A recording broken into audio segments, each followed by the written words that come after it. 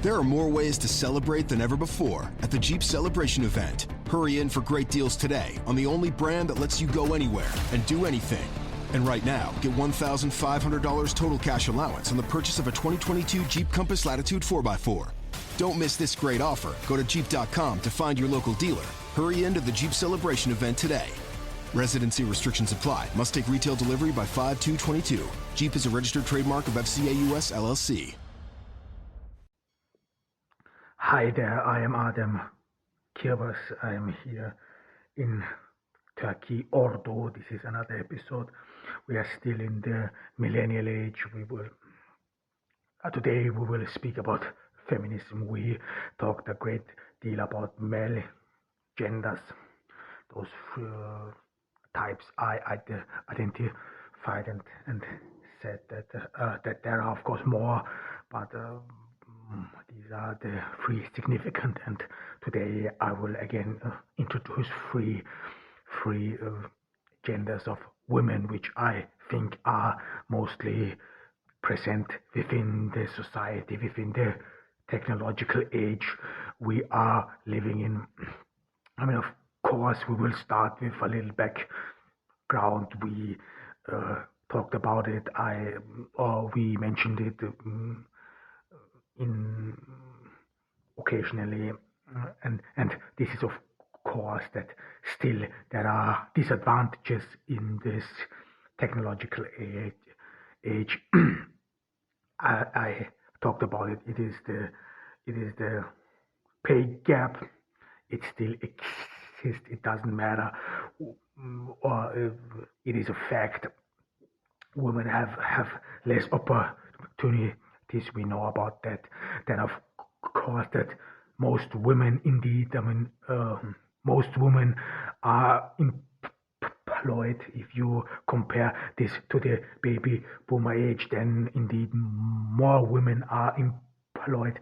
Nevertheless, these employments are mainly in a way confined to considered as female professions. These are hairdressers, care work, social services, and so on. So women are still they are highly represented there, whereas in technological jobs and professions, women are still underrepresented. We will talk about it, about this fact in briefly. Of course, we cannot go into the detail of this because this would be into another place. Indeed, it is very interesting, and of course, many literatures and books have been written about it. So this will be rather a brief summary in a way, so that we can understand what we are talking about, or that we are on the same, or that we start from the same page. However, women are still underrepresented in business and politics, and statistics show this is. I know the statistics for Austria, Germany, Europe, and in these statistics, it is pretty much evident that women still are less highly skilled than men, have less obtained, or men obtain more, or are more likely to obtain higher education than women, and we will talk about this as well. Of course, in the news media, it is actually, this has been a debate for decades, and this is of course the female quota, where it is some sort of a good thing, bad thing. I would say,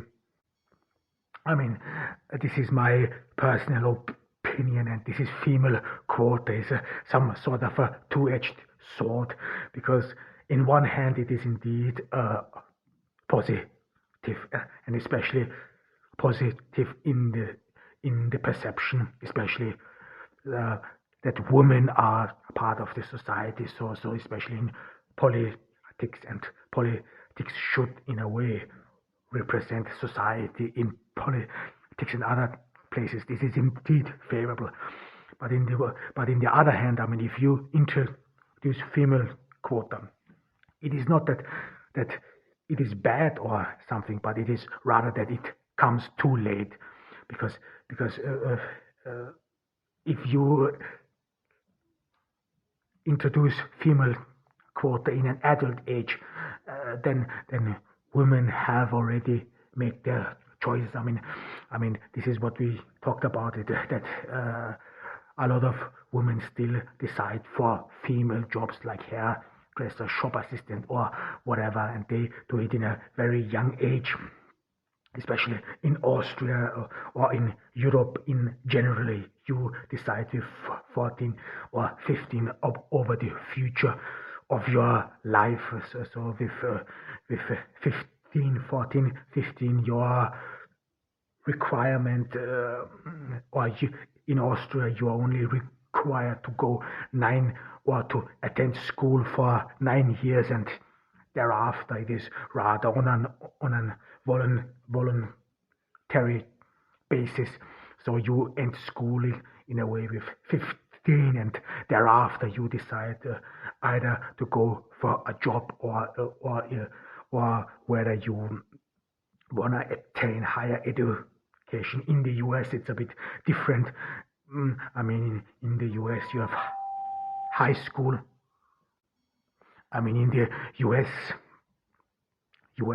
indeed, you decide later. I mean, I do not know much about the American system, only that high school ends with 18, so that it's later. I mean, many researchers have shown that it is smarter that people should choose later, and that 14, 15, as it is done in Austria, is for fact too early, and that it does not come to a proper solution. However, but if you only consider this, that people make up their minds, or have to make up their minds way earlier, so that with 14, 15, you already have to know about your future. You should have made up your mind whether you want to go to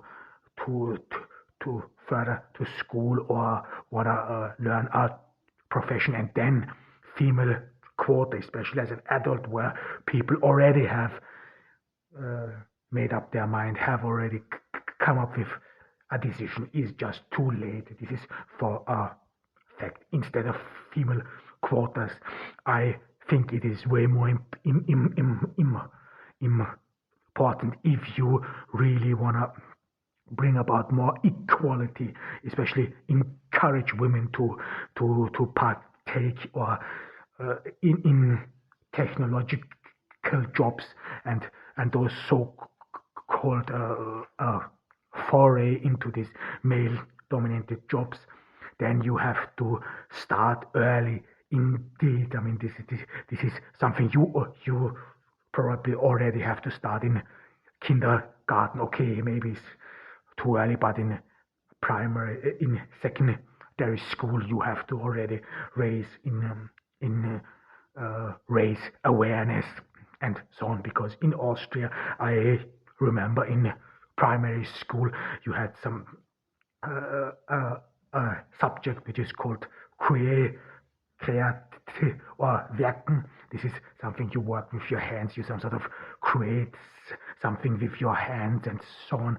So and already in primary school, boys and girls are separated, whereas the girls learn knitting, or the boys rather learn how to work with wood. So this is indeed it starts already very early. So if you really want to encourage women to take part, I mean, I think it is rather really encouragement, and we will talk about this, why I think a big issue is encouragement and not bring female quota. I don't think again that female quotas are a bad thing, but I think that they are pretty much useless because they are too late. And if you only consider the choices you have to make in our technological age, you have to make them very early. You have to make them while you are still a teenager. Then these quotas may come too late. And one thing we have to be aware of, and this is that a female quota does not mean that more female issues and topics are being considered, or that a female quota does not mean that a feminist agenda will be on top of the schedule. Not at all. There are many female leaders around the world yet and previously, and we still do not see any more, or we don't really perceive that women or the female agenda would be put forward. However, one always has to be very careful to some sort of sum it up. I think, and this is partially supported by some researchers, that this female quota is useless in a sense. It comes too late, and if you really want to accomplish something, you have to start it in an early age. However, we want to talk about female gender. I thought about it, and of course we have to be aware of one thing, that I'm a man, I'm a straight man, I'm a heterosexual man. It is indeed some sort of the perception. What does a straight heterosexual man know about women and so on? I heard a lot of these things within the university. In the university, of course, you have to be aware that I'm from the Middle East, and from the Middle East, or against people from the Middle East, especially against men from the Middle East, there are indeed a lot of prejudices that we would be some sort of despotic and would oppress women and our culture and so on. I talked about this, and this is indeed an issue. Nevertheless, I think one of the big issues in our time is that as a man, you should be able to talk about feminism, and not be able, you should talk about feminism as well as women should talk about masculinity of whatever. This is not hermetic, separated. We are not separated society. We can speak our mind, and we should speak our mind. If you want to talk about toxic masculinity, then you should not ask another man to some sort of talk about your part. This may sound ridiculous, but this is pretty much the habit within the university, or which I experienced. However, I want to introduce those three genders, and again, these are only three which I think they are mostly protruding. This is what you find evidently in a society. There are more indeed, and of course, especially in our age, this is, I would say, rather the millennial age. You have some sort of a force or that you have to be unique. This is only you can find with printing of t-shirts, it starts with printing of t-shirts and so on. And this is one of the effects of mass consumption, that everything somehow assumes or appears to be the same, and people some sort of strive for being unique, and this is in the millennial age. You are partially forced to become unique, to some sort of diverse, and it is way more easier, or that people would, especially in the millennial age, reject some sort of big categorization, because they assume, no, we all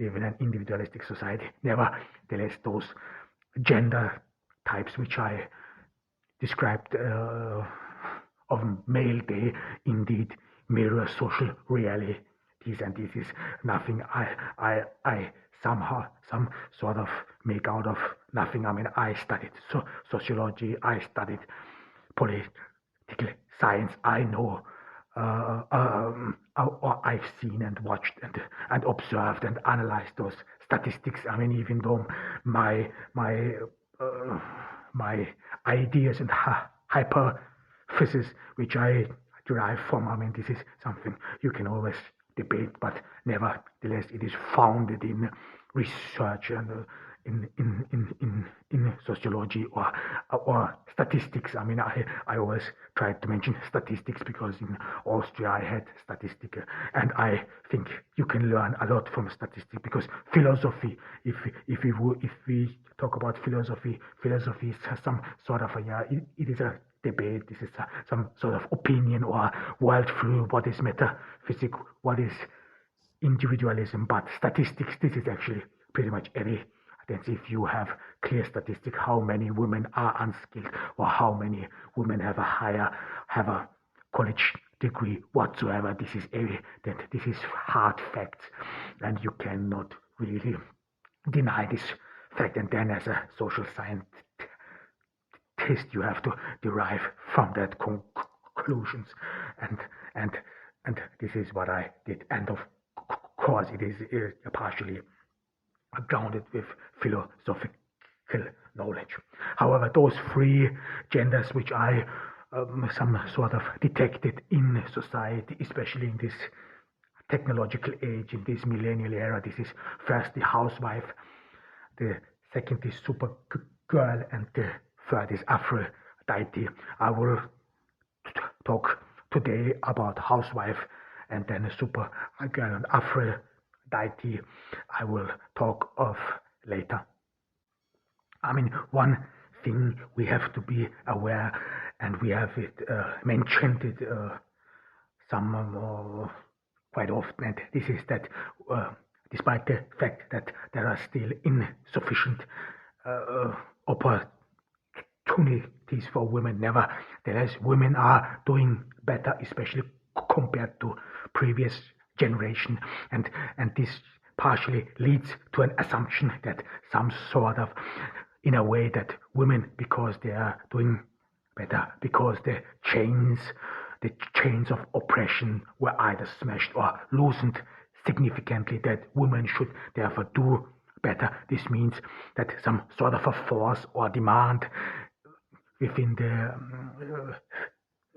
among women exists, so that you have to do better than your mother, better than your grandmother, some sort of that you, and this puts indeed pressure to achieve something, but interesting at all, to achieve something through higher education, and especially after the housewife. I mean, this is especially in feminist literature, the role of housewife was rather derided. I mean, housewife has become a very negative term. I used it because it is still negative, but it is ambiguous, to say the least. And however, that within the feminist literature, housewives are considered as this false role model of a woman, or even I even read or heard some things or some statements which even would compare housewives to prostitutes, so that these are women who just from money, do it for money. So there are a lot of derision among them, but yet women then partially women then try to avoid and free themselves, and the only way they can do this is actually through higher education. And this is very interesting, though, because many male professions, this is one of the reasons why women still avoid male profession. This is partially due to a lack of motivation, but as well as that still around male profession like mechanic or any technical jobs, there is some sort of an aura of mystic perception that that you would need special skills for these kind of jobs, for this kind of technological jobs, and this way of thinking would be typically male. It has been said, this is partially in the German literature, that men know how to think in dimensions and how to measure a room, whatever this means. There are indeed well, this is not at all. I mean, there are way many things how you can perceive something. Perception is, believe me, way more varied and complex than you might think. However, women some sort of are discouraged from these technological jobs because they think that they would lack intelligence, because they are mainly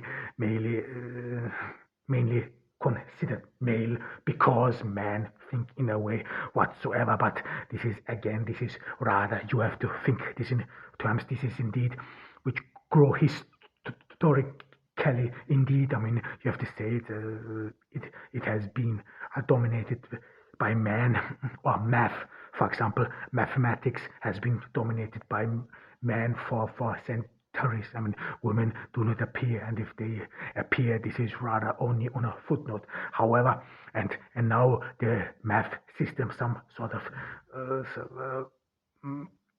applies easier to men than to women, one might think. But nevertheless, please note that the realities which are being presented by mathematics, that they are not real. In math, you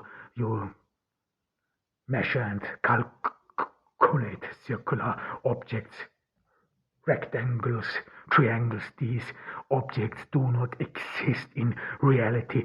We assume it for the sake of being able to compare things, for being able to calculate things. We assume some sort of a perfect shape. Math, this is some sort of, many philosophers said, this is rather an ideal world you have created. This is something you could say like the metric system. There is no way that there's one meter is so big, or one foot, or whatever. This is rather made by man or humans, so that it's easier to calculate, to put value on so thing whatsoever. But nevertheless, this does not mean that women would not be able to succeed there. Quite the contrary. You have to be assume that women can and will bring a different perspective to the issue, to the matter. Indeed, it is true that women, and this is biologically pretty much proven, that women think in differently. This has to do with the two brain sides, that they work together, you could say. So that there are a lot of literature about this as well, but I would not think and assume that women think in a way bad, or anyways, rather that they think differently, and that women indeed can bring more perspective to this. And however, and because of this, because that there's still some sort of mystic aura about or around these male professions. The only way for a woman in this technological age to some sort of gain higher, or in a way become better, flee this role model of a housewife, is actually then through college and university, because in college and university, then she has the possibility to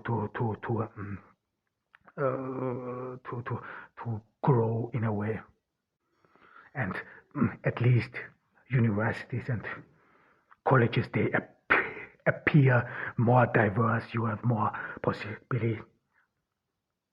And again, but this is sadly again, as well as in the university, still many women avoid typical male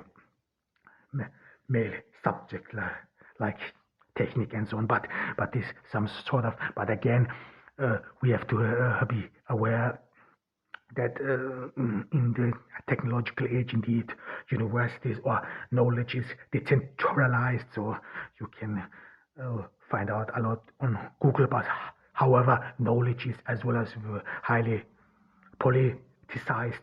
This means if you back in the days when Michel Foucault said that knowledge is power. In our days, it is rather knowledge is political. It is how you see the world, how you interpret the world, and of course, when women go on to attend college and universities, this is rather frowned upon because if you attend college or university, if you are successful, leave it with in your 20s, you go attend a couple of years of your and you spend years of your life, and especially in the US with a lot of tuition fees and with the job market, and that you pretty much know that as a woman your chances are little less, or that you some sort of earn less and will earn less, so college in a way may not be so attractive at all, or that you pretty much struggle in a way, and it is indeed only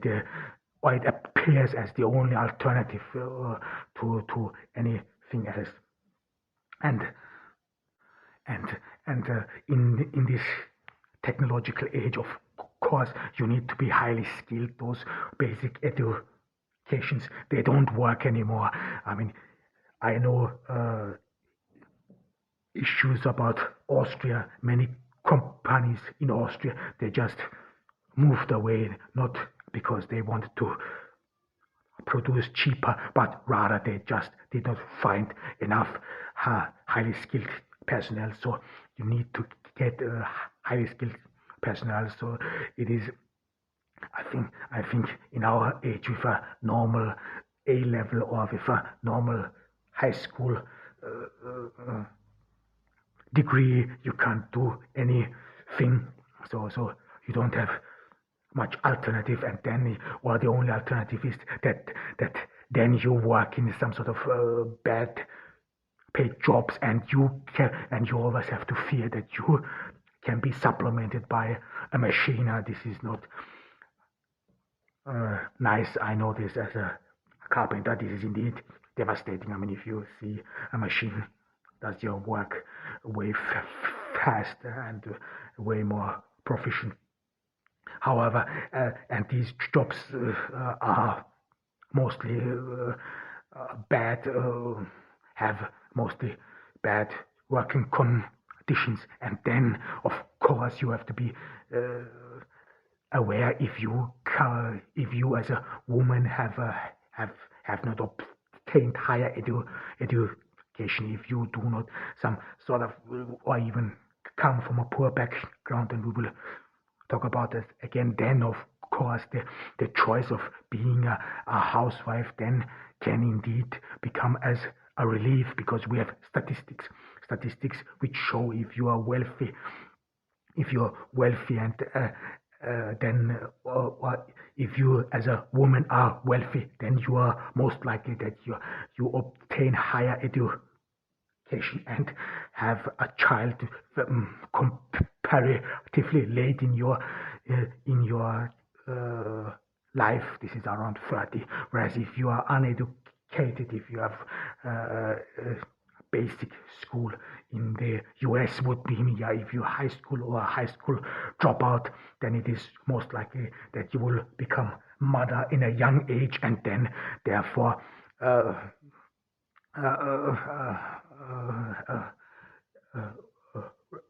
poor, or and therefore struggle for your life. So there is indeed a correlation between wealth or a socio-economic background and how you do and your life choices. And this is what we talked about when teenagers become mothers. And so if you are from a poor background, it is more likely that you do not attain higher education and then become mother in a very young age. And then, of course, if you consider that your job prospects are dire, that you have almost nothing to hope for, or you have to work in badly paid jobs and with bad working conditions, and then, of course, for such a woman, the choice to become a housewife may indeed be some sort of a relief, some sort of a escape from this from this society, or from something which is which you have to consider as inevitable. Because this is true as well, because women with higher education have better working conditions, better environment. It is easier for you, or you will be more willing to stick to your job. You have,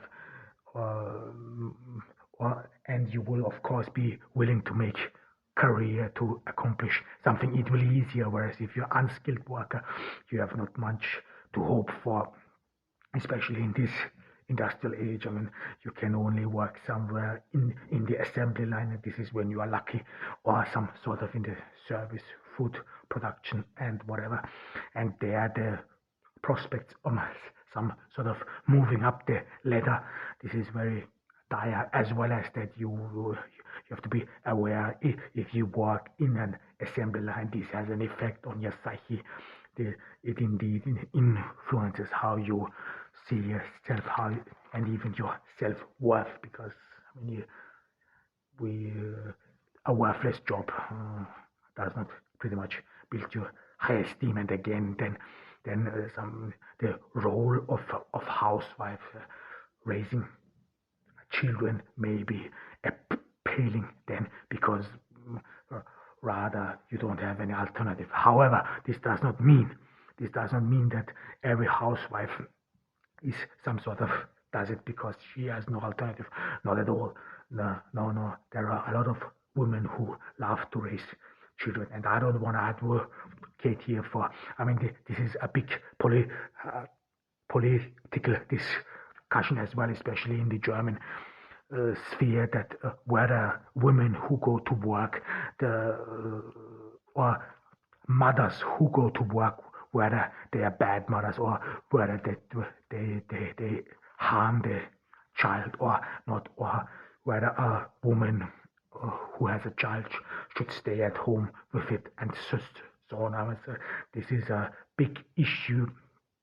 I mean, truth be told, there are a lot of studies which show that the sociological development of a child can only profit when it is among in young age among others like him, like in the kindergarten and so on. But we don't want to go into this. However, this doesn't mean that I'm against housewives. Not at all. I think every woman and wants to have many women want to have children. They should have it, or whatever. And of course, everyone who wants to become mother this is positive in any sense. The same is as father. I mean, being a father or mother comes with a lot of responsibilities. Not everyone is fit for that. Raising a child is indeed not easy. It is rather hard work and grueling. However, and we will talk about this now.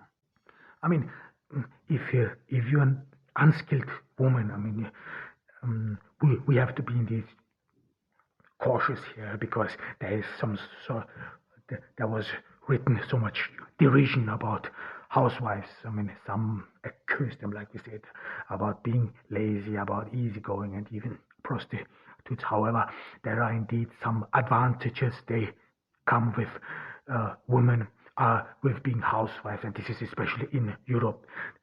The social welfare indeed takes care of women, especially that you get paid for raising your child or staying at home with your child. And I think this is indeed very important, because this some sort of ends the dependence of the woman of her husband, because the sole breadwinner, I would say that despite the fact that I think that the welfare state has its flaws, I'm not against the welfare state. I was never against, but I think the welfare state has a big flaws. And if you only experience or had the experience I had in Austria, then you would rather be a great advocate against the welfare state. However, nevertheless, some good aspects it does have, and those people who always are against the welfare state, I mean, you have to be aware of one thing. I mean, the only alternative to a welfare state is if you have a job. So if you have no job whatsoever, and if you have no prospect of a job, then it is pretty much dire. And in the US, it is partially very easy to get a job, whereas in Europe, things are different. However, in Europe, you get support from the state, and then you become some sort of independent from man. I do think that this is significant and that this is important, because this is your own income as a woman. You do not depend on man, especially you are some sort of this humiliating bond, as it's been called, so that a woman doesn't have to ask her husband always for money. She has her own income, despite the fact that being a mother, and of course her work as a housewife is being more valued. She's being considered a valuable contribution to the society. And of course, if you're unskilled woman who has no higher education at all, being a housewife comes with an intricate work schedule. You are not, you do not work only on an assembly line, or what mostly unskilled workers do, or cleaning women and so on. So you have more intricate work. This may and is indeed different to those to your daily works. And this can indeed become uplifting. Again, this is not some sort of, should not be understood that only unskilled women find fulfillment in the role of mother. Not at all. But we consider here in this gender some sort of social background why one woman might favor becoming a housewife over trying to accomplish something, as indeed I know that a lot of women love children, and they want to have one, two children on their own, and this does not mean that this would be all negative.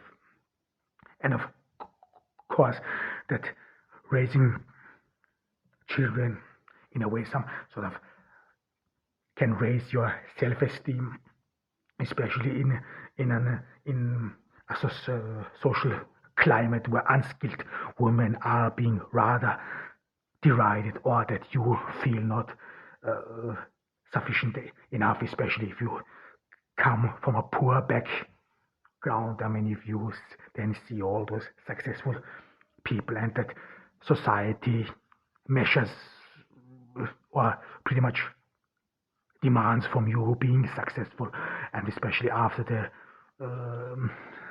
so-called feminist or in general this the liberation of women, this and so on. Everyone expects you to be successful, and they always frown upon and look down on women who do not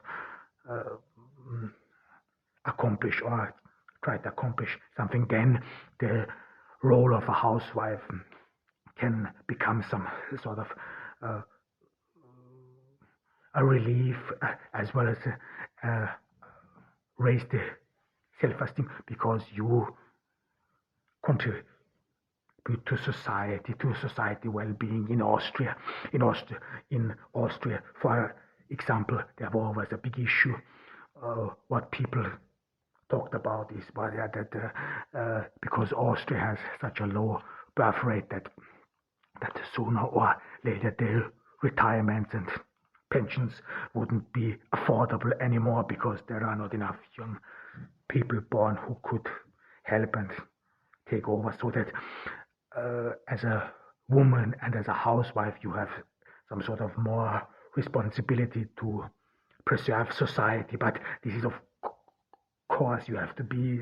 This is a very challenge. This is a big issue, especially in the German areas. This is contested because this thought is not new, that the woman this was especially in the Third Reich, the case that the woman some sort of is the guardian of social purity. She helps the state, contributes the state, and in the Third Reich, women were even awarded. So the more children you had, the more support and awards you got from the state. I mean, of course, the Nazis needed human material for their inhumane wars and for their inhumane society. But and of course, this partially is still some sort of swings with it, so that you would be rather responsible to maintain some sort of a racial uniqueness, prejudice, however you want to call it. But again, this is very challenging. This is rather the case in the German sphere, however.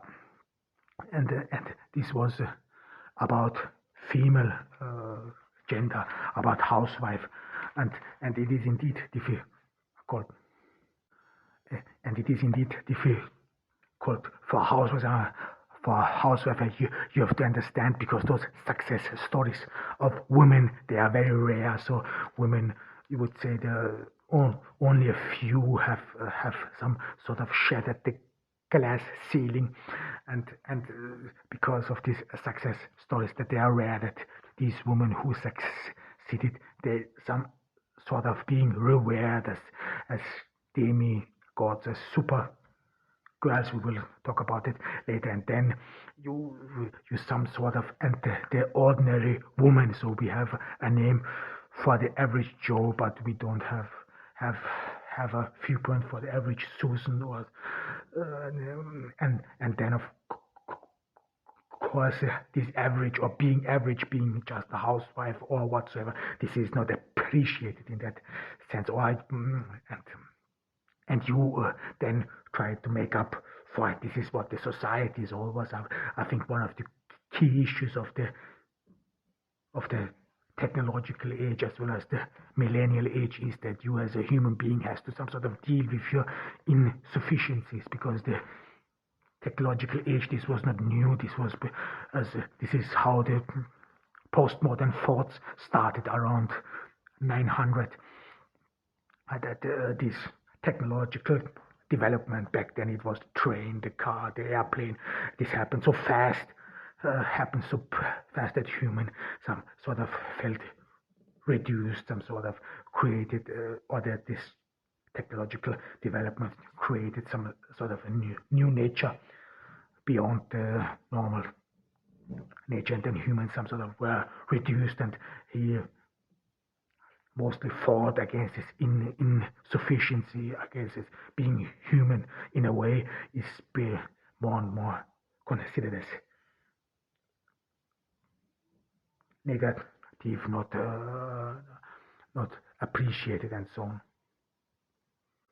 And then humans, they always try to find a niche or a nook or cranny where there is in a way find fulfillment, because you cannot live your entire life downcast. So this was my podcast today. That was Adem Kirbas from Ordu in Turkey. We are still in the pandemic. I hope you all are doing fine and that you take care of yourself. Bye. It's finally time to start firing up the grill. From city to shore, Acme is everything you need to prep for this summer season. Download the Acme app to shop for this season's essentials any way you want. Open the Acme app, clip your deals, then order your items online. An experienced Acme associate will carefully select your groceries, bag your order, and bring it right to your car or deliver right to your door. Download the app or visit acmemarkets.com for program details.